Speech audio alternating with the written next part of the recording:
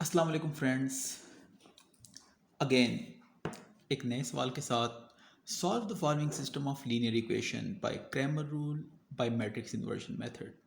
Start में मैं एक छोटा सा सवाल करूँगा, समझाने में भी आसानी होती है, आपको समझने में आसानी होगी। क्रैमर रूल और मैट्रिक्स इन्वर्जन मेथड से इस सिस्टम ऑफ लीनियर इक्वेशन को हमने सॉल्व करना है।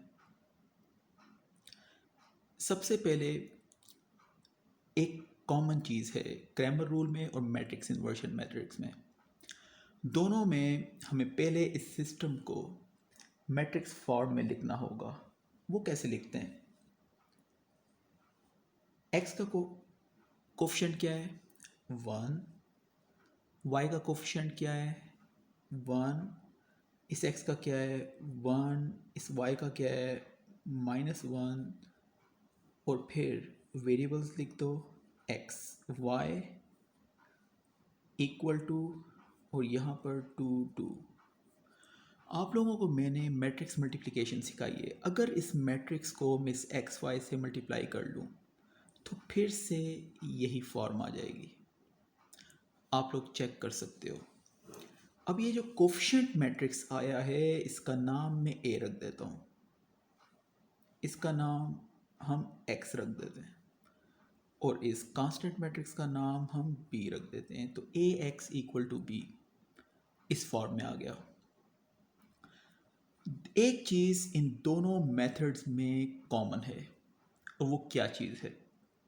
वो ये है कि ये दोनों मेथड्स इंतहाई वीक मेथड्स हैं, इंतहाई वीक मेथड्स हैं। वीक क्यों हैं? अगर for example A determinant zero हो जाए तो ना तो आप क्रैमर रूल से इसका सोल्यूशन फाइंड कर सकते हैं, ना ही आप मैट्रिक्स इन्वर्जन से कर सकते हैं। आपको कोई इन्फॉर्मेशन इस मैट्रिक्स के बारे में नहीं मिलती। हाँ, अगर इसका एग्जैक्टली वन सॉल्यूशन है तो आपकी क्रैमर रूल भी हेल्प करता है, मैट्रिक्स इन्वर्जन मेथड भी हेल्प करता है। जहाँ तक क्रैमर रूल का ताल्लुक है, क्रैमर रूल इंतहाई आसान मेथड है। मैट्रिक्स इन्वर्जन मेथड में थोड़ा सा वर्क होता है, लेकिन मैं दोनों एक लेवल के मेथड्स हैं, इसलिए हम ज़्यादा आप लोगों को मैं कहूँगा कि अगर क्वेश्चन आपको सॉल्व करना पड़ गया तो क्रैमर रूल से करें, क्योंकि एक लेवल के मेथड्स हैं, जबकि क्रैमर रूल आपको काफ़ी आसान लगेगा। यहाँ तक क्वेश्चन दोनों मेथड्स यहाँ तक सेम हैं। इसके बाद हमने क्या करना है? अब आते हैं जनाब क्रैमर रूल की तरफ।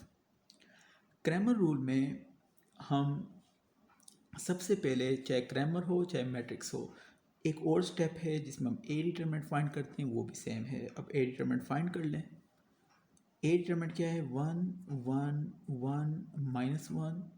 आप लोग जानते हैं डिटरमिनेंट हम कैसे फाइंड करते हैं, डायगोनल का प्रोडक्ट माइनस ऑफ डायगोनल का प्रोडक्ट। तो यहाँ से आ जाएगा -1 इंटू 1 माइनस, यहाँ इनका प्रोडक्ट क्या आ रहा है? 1। तो इससे आपके पास -2 जो कि नॉट इक्वल टू ज़ीरो है। जब डिटरमिनेंट ज़ीरो नहीं हुआ, इट मीन्स कि आप क्रैमर रूल भी यूज़ कर सकते हैं, मैट्रिक्स इन्वर्जन मेथड भी यूज़ कर सकते हैं। अब आते हैं जनाब क्रैमर रूल की तरफ। क्रैमर रूल में हम x की वैल्यू डायरेक्ट फाइंड करेंगे, y की वैल्यू भी डायरेक्ट फाइंड करेंगे। अगर हमने x की वैल्यू फाइंड करनी है तो हम क्या करेंगे? ये जो कोफिशिएंट मैट्रिक्स है इसके एलिमेंट्स से आपने x वेरिएबल के जो कोफिशिएंट्स हैं इनको रिप्लेस कर लेना है। फर्स्ट स्टेप ये होगा। मतलब पहले तो आपने यहाँ पे डिटरमिनेंट लिख दिया, कोफिशिएंट मैट्रिक्स जो आपके पास कांस्टेंट के एलिमेंट्स हैं मैट्रिक्स के, आपने फर्स्ट जो x के कोफिशिएंट हैं इसको रिप्लेस करेंगे तो x की वैल्यू निकलेगी 1 1 की जगह, यानी 2 2 लिख दें। ये वैल्यू सेम होंगी 1 -1 डिवाइड बाय ए डिटर्मिनेंट जो कि -2 है, इससे आपको x मिल जाएगा। अब क्या करना है? अब वही आपने कांस्टेंट मैट्रिक्स के एलिमेंट्स को से किसको रिप्लेस करना है? ये जो y की वैल्यूज़ हैं, कोफिशिएंट्स हैं, इनको रिप्लेस कर लेना है। तो इससे क्या फॉर्म आएगी? 1 1 तो वही रहेगा, वन माइनस वन की जगह क्या लिख देंगे, two two, determinant divide by -2। आपने देखा है x और y दोनों को हमने किससे डिवाइड किया है, -2, जो कि a डिटर्मिनेंट था। इट मीन्स अगर a डिटर्मिनेंट ज़ीरो हो जाता तो किसी भी सूरत में हम x और y की वैल्यूज़ फाइंड नहीं कर सकते थे, क्योंकि आप जानते हैं मैथमेटिक्स आपको डिवीजन बाय ज़ीरो अलाउ नहीं करता। अब यहाँ से क्या आ रहा है, डायगोनल का प्रोडक्ट माइनस ऑफ डायगोनल का प्रोडक्ट, -2 नीचे -2 है, यहाँ से -4 डिवाइड बाय -2 और इससे 2 आ गया। अब आते हैं y की वैल्यू फाइंड कर लेते हैं, तो ये 2 -2 और इससे जनाब आपके पास 0 डिवाइड बाय -2 और इससे आपके पास 0 आ गया। तो x y की वैल्यू आपके पास क्या आ गई, x की वैल्यू आपके पास 2, y की वैल्यू 0 आ गई। तो ये जनाब हमने क्रैमर रूल से इस सिस्टम को सॉल्व कर दिया है। अब बारी है मैट्रिक्स इन्वर्जन मेथड की।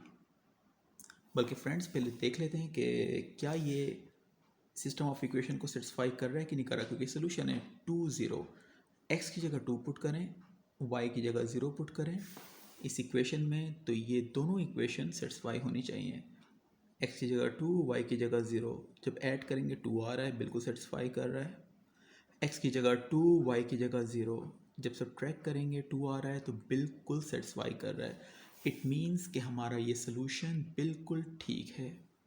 अब फिर से मैं पास कर लेता हूँ। अच्छा फ्रेंड्स, अब बारी आ गई, ये हमने कर दिया। अब बारी है मैट्रिक्स इन्वर्जन मेथड की। मैट्रिक्स इन्वर्जन मेथड भी यहाँ तक सेम है। सबसे पहले क्या होगा, आपने किसी भी सिस्टम ऑफ लीनियर इक्वेशंस को मैट्रिक्स फॉर्म में लाना होगा। उसके बाद ए डिटर्मिनेंट फाइंड कर दें, determinant not equal to zero होने पे हमने आगे क्या करना है, जब डिटर्मिनेंट ज़ीरो के बराबर ना हो तब जाके हमने मैट्रिक्स इन्वर्जन मेथड यूज़ कर सकते हैं। वो क्या कह रहा है मैट्रिक्स इन्वर्जन मेथड, हमें नज़र आ रहा है कि ए एक्स बी के बराबर है, हम दोनों साइड पे ए इन्वर्स मल्टीप्लाई कर देंगे, यानी इस फॉर्म में आ जाएगा A inverse A X equal to A inverse B. एक मैट्रिक्स जब अपने इन्वर्स से मल्टीप्लाई होता है तो आइडेंटिटी आता है, तो सिंपली एक्स रह जाएगा, और ये जनाब आ गया ए इन्वर्स बी। आप लोगों को मैंने सिखाया हुआ है कि ए इन्वर्स कैसे फाइंड करते हैं।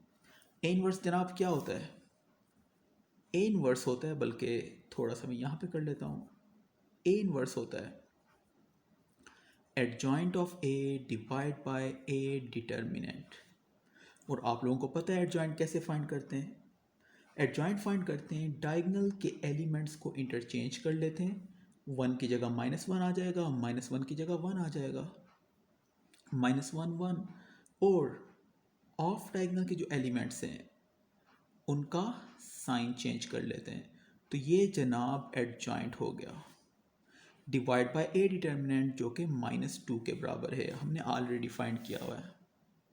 अब आपको पता है एक नंबर जब भी किसी स्केलर को किसी मैट्रिक्स से मल्टीप्लाई करें या डिवाइड करें, मल्टीप्लाई करें तो हर एलिमेंट से मल्टीप्लाई होता है, डिवाइड करो तो फिर भी हर एलिमेंट को आप डिवाइड करोगे। अब डिवाइड करने लग जाओ तो यहाँ से आ जाएगा 1/2, माइनस माइनस प्लस हो जाएंगे, -1 डिवाइड बाय -2, -1 डिवाइड बाय -2 से अगेन 1/2 आ जाएगा। इसी तरह -1 डिवाइड बाय -2 से 1/2, और यहाँ पर -1/2, तो ये आपके पास इन्वर्स आ गया। इन्वर्स फाइंड करने के बाद हम x की वैल्यू अब फाइंड कर सकते हैं, और वो किसके बराबर है, a इन्वर्स इंटू बी। तो जनाब ये लिख देते हैं 1 डिवाइड बाय 2, 1/2, 1/2 और -1/2, और यहाँ पर हमने लिख देंगे 2 2। अच्छा, रोज को कॉलम से मल्टीप्लाई कर दो, आपको तरीका बताया हुआ है। R1 पहले C1 से मल्टीप्लाई होगा, C2 तो है नहीं, और R2 फिर C1 से मल्टीप्लाई होगा। अब आप R1 को C1 से मल्टीप्लाई करते हैं, तो आपका रिजल्ट क्या किस फॉर्म में आएगा, R1 C1 से मल्टीप्लाई होगा और फिर R2 C1 से मल्टीप्लाई हो जाएगा। ये समझाने के लिए लिखा है। अब R1 को C1 से मल्टीप्लाई कर लें, फर्स्ट एलिमेंट को फर्स्ट से करें, 2 2 कैंसिल हो जाएगा, सिर्फ 1 प्लस सेकंड एलिमेंट को सेकंड से 2 2 कैंसिल हो रहा है, तो फिर क्या आ रहा है, सिर्फ 1 आ जाएगा। अब सेकंड रो को R2 को C1 से मल्टीप्लाई कर दें, फर्स्ट एलिमेंट फर्स्ट से मल्टीप्लाई होगा तो 2 2 कैंसिल हो जाएगा, सिर्फ 1 आ रहा है। सेकंड एलिमेंट सेकंड से मल्टीप्लाई होगा, जब ये रो ये इस कॉलम से मल्टीप्लाई होगा तो यहाँ 2 2 कैंसिल होगा और आपके पास -1 आ रहा है। तो वैल्यूज़ आपके पास क्या आ गई, 2 0। और यहाँ पर x किसके बराबर है, x y के बराबर है, x y के बराबर है। तो जनाब आपका सलूशन ये ठहरा, x की वैल्यू 2 है, y की वैल्यू 0। अगर आप चाहते हैं तो इस फॉर्म में भी लिख सकते हैं कि x y दरम्यान में कॉमा लिख दें, किसके बराबर है, 2 0, इस तरह छोड़ दें, फिर भी कोई मसला नहीं है। तो ये आपका मैट्रिक्स इन्वर्जन मेथड था और मैंने एक ही क्वेश्चन को 2 मेथड से सॉल्व किया है। अब काफ़ी टाइम हो गया है तो यहाँ पर